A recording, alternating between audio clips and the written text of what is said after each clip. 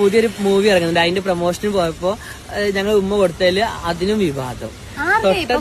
ഉമ്മ കൊടുത്താ ഞാൻ ചിലപ്പോ ജാസിയുടെ വീട്ടിൽ പോവാറുണ്ട്, ജാസിയുടെ കൂടെ കിടന്ന് ഉറങ്ങാറുണ്ട്, ജാസിയുടെ വീട്ടിൽ നിൽക്കാറുണ്ട്, എനിക്ക് പറ്റുമ്പോഴൊക്കെ പോവാറുണ്ട്. ഇപ്പൊ എന്താ കുഴപ്പം?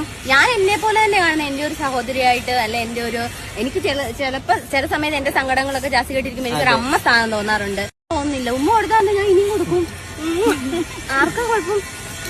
ഉമ്മ കൊടുത്താ ഞങ്ങൾ എന്താ മനുഷ്യരില്ല, ഞങ്ങൾക്ക് ഉമ്മ കൊടുത്തൂടെ? അതെ, അത്രേ ഉള്ളൂ. നിങ്ങളൊക്കെ ഒളിച്ച് ഓരോന്ന് കാണിക്കുന്ന ആർക്കും കുഴപ്പമില്ല. ഞങ്ങൾ പബ്ലിക്കിൽ എനിക്ക് ജാസി ഇഷ്ടമാണ്, ഞാൻ ജാസിക്ക് ഒരു ഉമ്മ കൊടുത്തു. നമ്മള് ഗൾഫ് രാജ്യങ്ങളിലല്ല പുറത്തോട്ടൊക്കെ പോയാൽ അവരെങ്ങനെയാ അവരുടെ സന്തോഷം അറിയിക്കുന്നത്? ഹഗ് ചെയ്തിട്ടും ഉമ്മ കൊടുത്തിട്ടുമാണ്. നമ്മുടെ നാട്ടിൽ അത് വലിയൊരു മോശമാണ് ഒരു ഉമ്മ.